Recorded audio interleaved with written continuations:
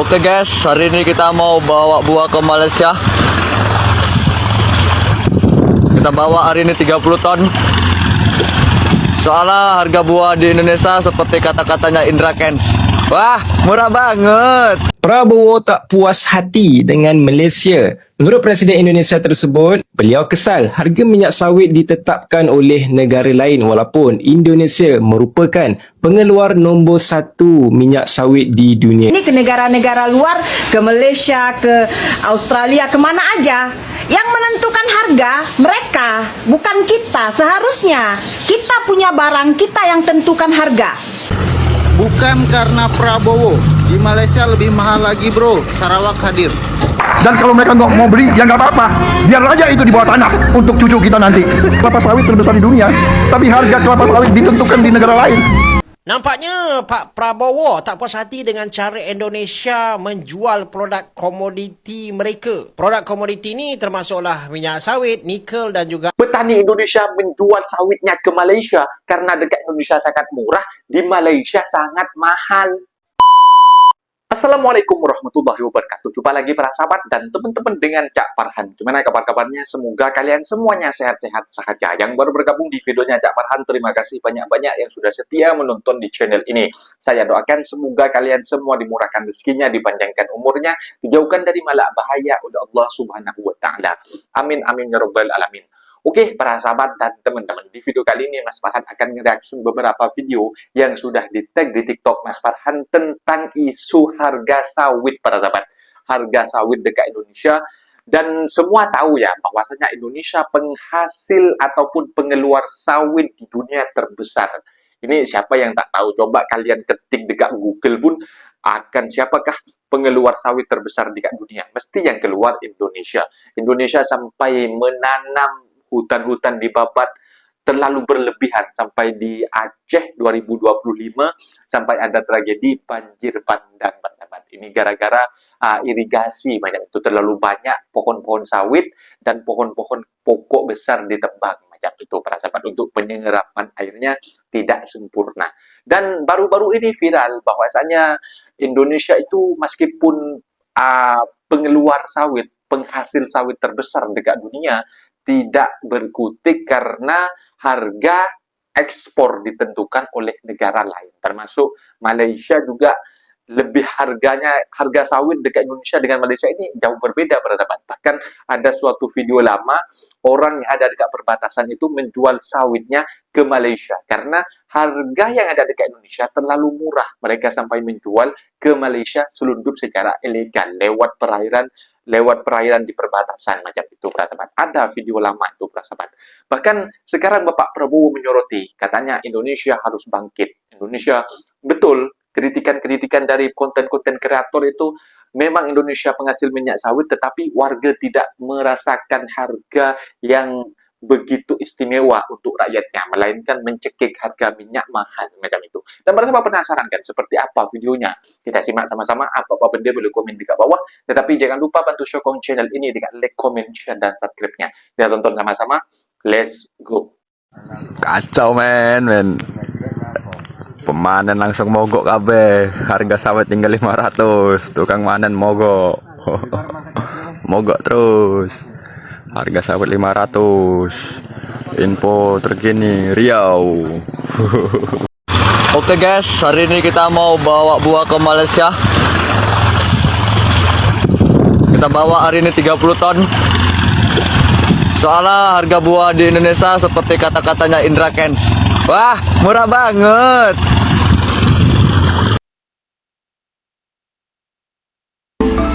Pusing kepala. Harga cuma 1.600, 1.500. Menteri Perdagangan Zulkifli Hasan berkomentar terkait video viral petani sawit Indonesia yang menjual hasil panennya ke Malaysia. Pokoknya kita pusing Malaysia lah. Menurut Zulhas, langkah yang dilakukan petani sawit tersebut wajar lantaran harga tandan buah segar atau TBS sawit di Malaysia jauh lebih tinggi dibanding Indonesia. Harga TBS di Indonesia saat ini rata-rata Rp1.000 per kilogram, sementara di Malaysia bisa dijual dengan Rp4.500 per kilogramnya. Untuk itu, Mendak akan mengupayakan sejumlah kebijakan untuk menaikkan harga jual petani sawit di Indonesia. Di antaranya mempercepat izin ekspor CPO serta menaikkan DMO ekspor sawit hingga 1:7. Itu hari ini saya akan perintahkan Dirjen Perdagangan Dalam Negeri Kemendak untuk menaikkan DMO itu ya, yang tadinya 1,5 sekarang akan menjadi 1,1 kira-kira. Sejak kebijakan larangan ekspor CPO diberlakukan pemerintah pada April lalu, petani sawit mengeluh lantaran hasil panennya dihargai murah oleh industri. Setelah kebijakan itu dicabut, ternyata harga TBS sawit tidak serta-merta langsung naik. Petani sawit yang berbatasan dengan Malaysia seperti di Kalimantan nekat menjual hasil panennya ke Malaysia karena tergiur harga yang lebih layak. Bahkan sejumlah petani memutuskan untuk mogok panen karena harga jual Rp1.000 per kilogram tidak cukup untuk menutup biaya panen. Bukan karena Prabowo, di Malaysia lebih mahal lagi bro, Sarawak hadir. Oke, jadi ini ada teman kita yang dari Sarawak Malaysia ya. Katanya bukan karena Prabowo. Oke, kita tidak membahas presiden. Tapi ingatkah kita pada tahun 2022 itu viral kan? Orang Indonesia mengirim sawitnya ke Malaysia karena harganya 5.000. Tapi kenapa sekarang ini tidak viral seperti itu lagi? Ya karena meskipun di Malaysia hari ini juga katanya 5.000, tapi di Indonesia 3.800 untuk di wilayah Riau ya. Tapi ingat enggak?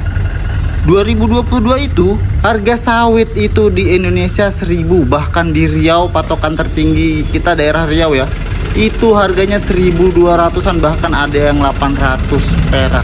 Makanya orang ngirim ke Malaysia, dan ini sekarang nggak ada viral kan, bahkan diberitakan di TV nasional pada. Banyak yang bilang sawit Malaysia lebih baik dari Indonesia. Bener nggak sih? Yuk kita bedah datanya secara objektif. Dari sisi kuantitas, Indonesia adalah rajanya. Kita produsen nomor 1 dunia dengan produksi di atas 45 juta ton per tahun. Jauh meninggalkan Malaysia yang ada di kisaran 18 sampai 19 juta ton. Tapi dari sisi efisiensi, Malaysia memang unggul. Rata-rata yield mereka lebih stabil. Hasil per hektarnya cenderung lebih tinggi. Kenapa bisa begitu? Karena riset benih dan mekanisasi mereka sudah lebih dulu matang. Bahkan sejak tahun 80-an. Kabar baiknya, Indonesia sekarang lagi ngebut di hilirisasi. Kita nggak cuma jual minyak mentah, tapi sudah jadi bahan bakar seperti biodiesel. Hingga produk turunan seperti kosmetik. Sementara itu, Malaysia juga kuat di sisi branding dan riset pasar global. Jadi kesimpulannya, Malaysia unggul di pengalaman teknis. Tapi Indonesia punya potensi lahan besar dan hilirisasi yang tak terkalahkan. Dan kalau mereka nggak mau beli, ya nggak apa-apa. Biar aja itu di bawah tanah untuk cucu kita nanti. Ojo nesu ya, ojo nesu. Jangan marah-marah ya. Kita memang kita nggak berkutik dengan negara luar ya. Kita mengekspor barang-barang hasil bumi Indonesia ini ke negara-negara luar, ke Malaysia, ke Australia, kemana aja. Yang menentukan harga mereka, bukan kita. Seharusnya kita punya barang, kita yang tentukan harga. Tapi ini enggak, ya. Kita enggak berkutik dengan penawaran harga yang mereka berikan. Contoh, ya, macam Malaysia memberikan penawaran harga beras 10.000. Kita setuju. Hah? Kita nggak berkutik dengan negara mereka. Seharusnya kita punya barang, kita yang tentukan harga. Kalau negara-negara mereka, mereka yang menentukan harga barang mereka. Berapa mereka mau jual. Tapi kita nggak, negara kita nggak. Ya kita tunduk kepada mereka. Prabowo tak puas hati dengan Malaysia. Menurut Presiden Indonesia tersebut, beliau kesal harga minyak sawit ditetapkan oleh negara lain walaupun Indonesia merupakan pengeluar nombor 1 minyak sawit di dunia. Dan daripada carian yang kita boleh lakukan, kita mendapati penanda aras bagi harga minyak sawit adalah berdasarkan Crude Palm Oil Futures ataupun FCPO yang didagangkan di Bursa Malaysia. Jadi betul lah rasanya Malaysia yang dimaksudkan oleh Prabowo. Apa yang pasti, dalam ucapan Presiden Indonesia berkenaan, Prabowo menyatakan perancangan untuk mengetatkan ekspor komoditi-komoditi terbesar Indonesia iaitu minyak kelapa sawit, arang dan juga ferroalloy. Jualan komoditi-komoditi ini perlulah melalui syarikat yang dilantik kerajaan yang akan bertindak sebagai pengeksport tunggal, yang mana tujuannya adalah untuk membendung masalah invoice serta memberi lebih banyak kuasa untuk menentukan harga. Akan tetapi tuan-puan, perancangan Prabowo ini telah membimbangkan serta mengelirukan para ekonomi dan juga pembeli. Ini kerana entiti yang cuba dicipta kerajaan Indonesia belum pernah wujud lagi setakat ini serta tidak ada sebarang bukti bahawa entiti ini akan dapat diurus tadbir dengan baik menurut daripada Christopher Andre Benas iaitu Ketua Penyelidik di PT BCA Sekuritas. Hasilnya, harga bidaan harian untuk minyak sawit di Pelabuhan Dumai telah susut 23% berbanding hari-hari sebelumnya ataupun sekitar $50 untuk 1 tan. Indonesia juga pada ketika ini adalah antara negara yang paling teruk terjejas disebabkan kenaikan harga minyak mentah global berikutan peperangan Iran Amerika Syarikat. Rupiah juga telah berkali-kali merekodkan paras terendah dalam sejarah pada tahun 2026.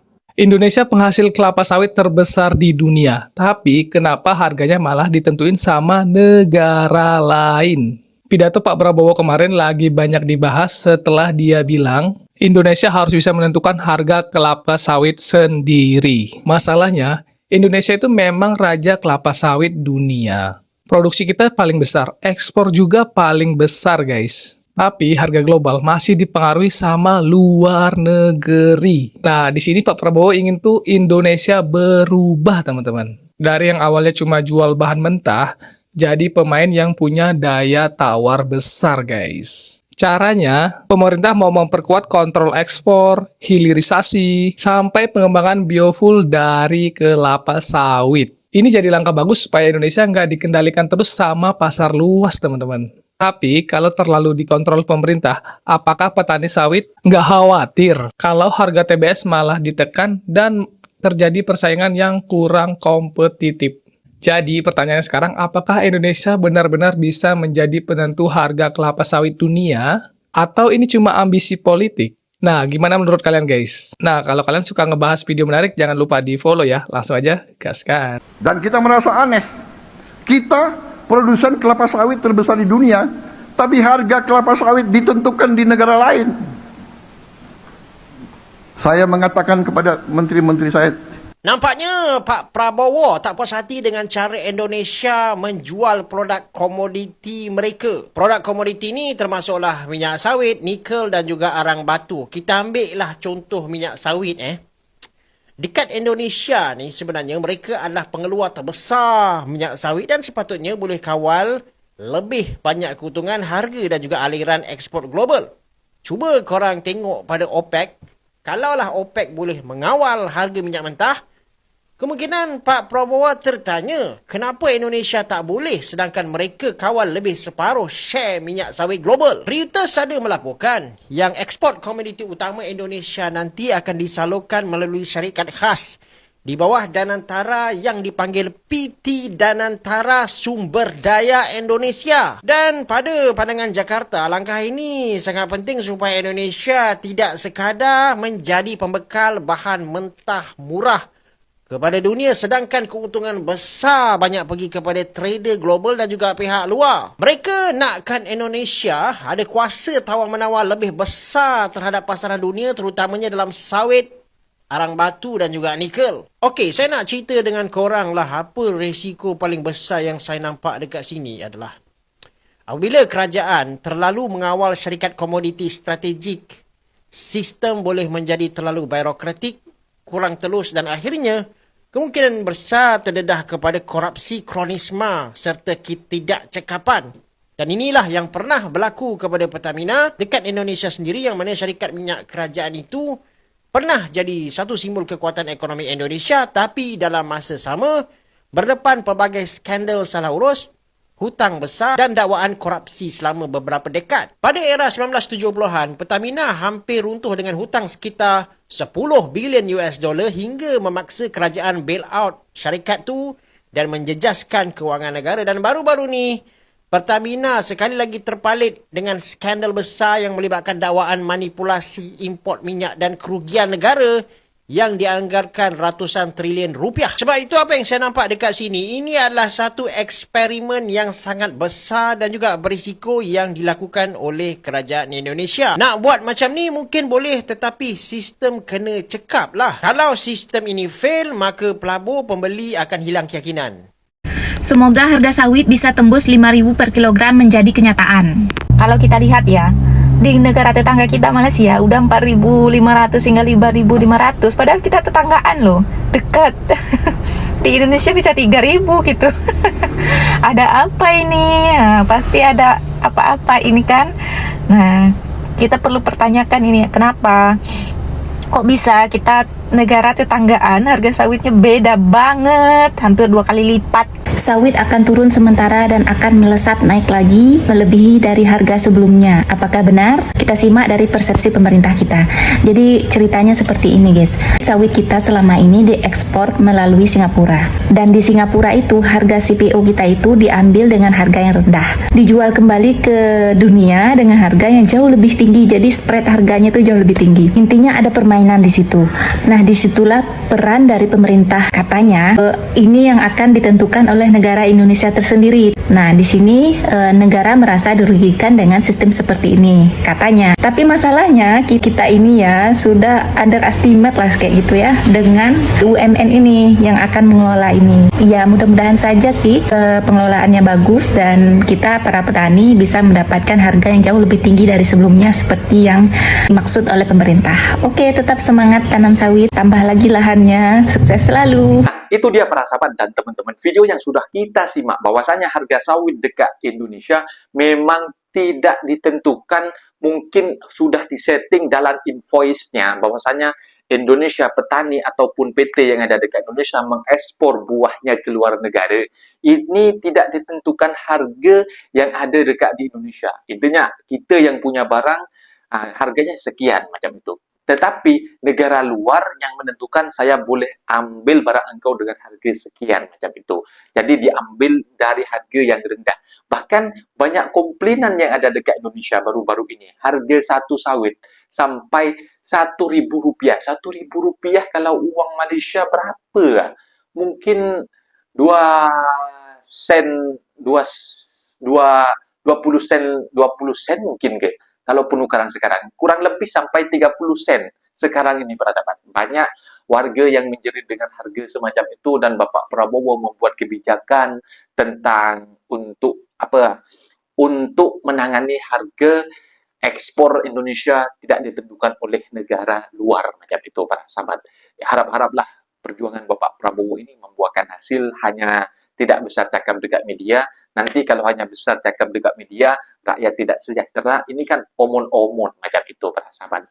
Dan bahkan kita menengok sebuah video bahwasanya harga sawit dekat Indonesia dengan Malaysia lebih mahal dekat Malaysia para sahabat. Harga sawit, bahkan kita menengok dalam video itu ada yang menjual secara ilegal sampai ke negara jiran Malaysia karena saking murahnya dekat Indonesia macam itu. Kita harus bercermin macam itu. Kenapa Indonesia boleh mengambil harga sawit dengan harga yang mahal? Karena dikelola di dalam Malaysia macam itu. Indonesia tidak mau mengelola barang produknya sendiri, melainkan mau dikelola, diekspor ke negara lain, lalu dikelola di luar sana, lalu diambil balik. Itu perbedaannya para sahabat. Indonesia harus ada keberanian untuk mengelola barang sendiri agar masyarakat bisa sejahtera merasakan kekayaan Indonesia sendiri. Macam itu kurang lebih. Mungkin videonya sampai di sini para sahabat dan teman-teman.